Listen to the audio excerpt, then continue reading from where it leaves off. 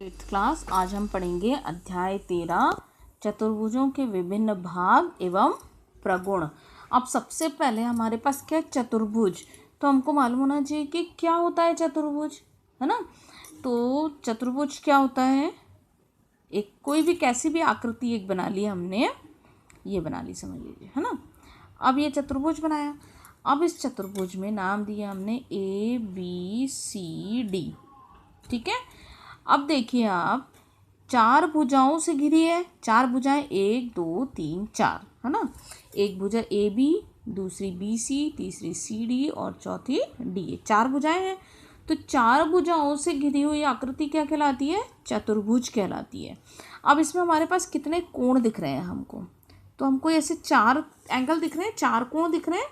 तो चतुर्भुज में क्या हो जाएगा, 4 भुजाएं होती हैं और 4 कोण होते हैं। इतनी बात समझ में आई है। चतुर्भुज में 4 भुजाएं और 4 कोण होते हैं। और चतुर्भुज की डेफिनेशन क्या हो जाएगी, जे ऐसे 4 भुजाओं से घिरी हुई आकृति चतुर्भुज कहलाती है, जिसमें 4 कोण होते हैं, ठीक है। अब यदि हम इनमें विकर्णों की बात करें, ठीक, तो यदि हम इस A से इस C को जोड़ दें तो ये एक विकर्ण बन गया, और B से हम D को जोड़ दें तो ये दूसरा विकर्ण बन गया। यानी चतुर्भुज में हमको कितने विकर्ण मिले, 2 विकर्ण मिले। अब यदि हम आपको बोले कि सम्मुख शीर्षों के जोड़े बताइए, है ना। पहले तो हमको शीर्ष मालूम होने चाहिए क्या होते हैं।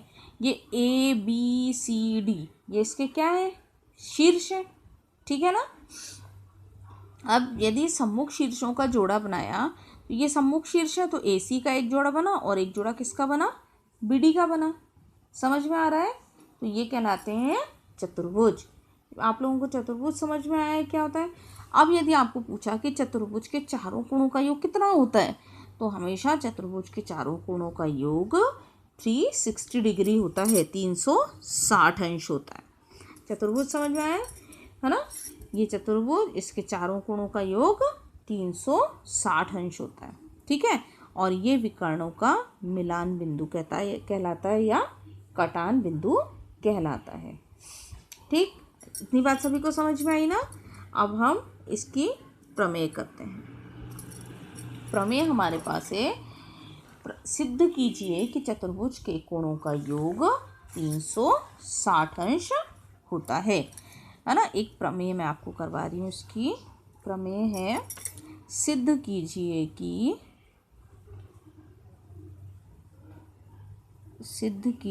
कि चतुर्भुज के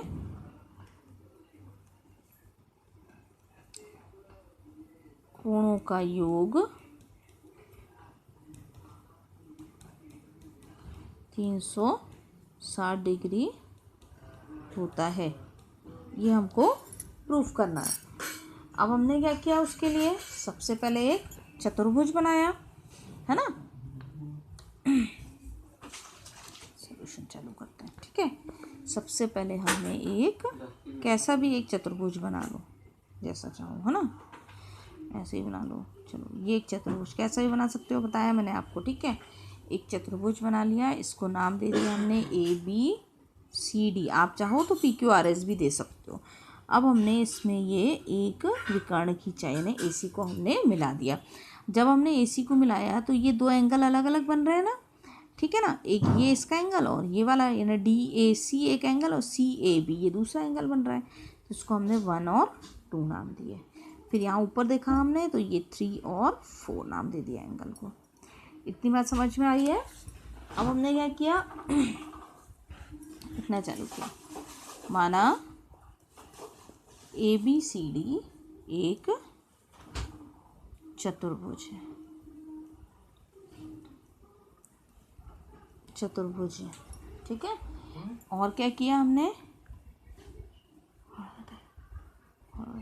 AC को मिलाया, ठीक है। तो हमने लिख लिया AC को मिलाया, ठीक।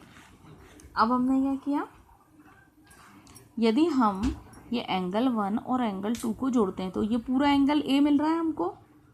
आ रही बात समझ में।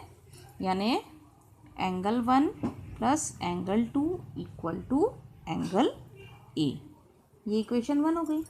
फिर हमने यहाँ पे देखा कि 3 और 4 को यदि हमने जोड़ा तो कौन सा एंगल मिलेगा, सी, है ना। तो हमने लिखा angle 3 plus angle 4 equal to angle C. ये इक्वेशन नंबर 2 हो गई। अब हम क्या जानते हैं कि चतुर्भुज के चारों कोणों का योग 180 अंश होता है।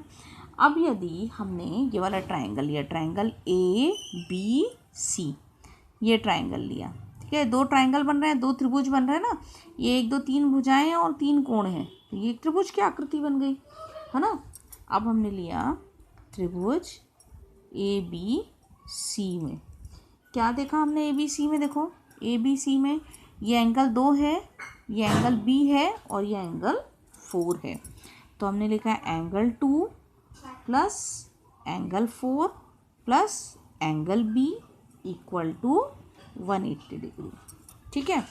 और वैसे ही यदि हमने दूसरा त्रिभुज लिया, कौन सा, ए सी डी में, तो त्रिभुज ए सी डी में, अब ए सी डी में हमने क्या देखा, देखो एंगल 1 डी और एंगल 3 है, तो हमने angle 1 plus angle 3 plus angle D equal to 180 degree दिया, ठीक है। अब हमने क्या किया, दोनों पक्षों को जोड़ दिया, दोनों पक्षों को जोड़ा तो हमने यहाँ लिखा एंगल 2, इसको मान लो एंगल 3 और इसको मान लो आप 4, ठीक है। तो समीकरण 3 प्लस 4 से समीकरण 3 और 4 दोनों को जोड़ दिया हमने, तो angle 2 plus angle 4 plus angle B plus angle 1 plus angle 3 plus angle D equal to 180 degree plus 180 degree, ऐसा हो जाएगा, ठीक है। अब हमको ये मालूम है कि 1 और 2 मिला के एंगल ए बन रहा है हमारा, है ना। तो ये 1 है और ये 2 है, यदि हम इसको ऐसा लिख लें तो कोई फ़र्क नहीं पड़ेगा। कैसे, एंगल 1 प्लस एंगल 2 एक साथ ले लिया, ठीक है, प्लस एंगल बी ले लिया, फिर प्लस एंगल 3 प्लस एंगल 4 ले लिया और प्लस एंगल डी ले लिया। ये 180 और 180 जोड़ दिया तो 360 हो गया। आ रहा है समझ में। तो ये हो गया एंगल 1 प्लस एंगल 2, क्या था हमारा, एंगल ए, तो angle A plus angle B plus 3 और 4 मिलके गया था C, angle C plus angle D equal to क्या हो गया हमारे पास, 360 डिग्री हो गया। यानी चारों कोणों का योग कितना मिल गया हमको, 360 अंश। अतः चतुर्भुज के चारों कोणों का योग कितना होता है, 360 अंश होता है। प्रूफ हो गया। आया सभी को समझ में, देख लीजिए एक बार और अच्छे से, सभी को समझ में आ जाएगा।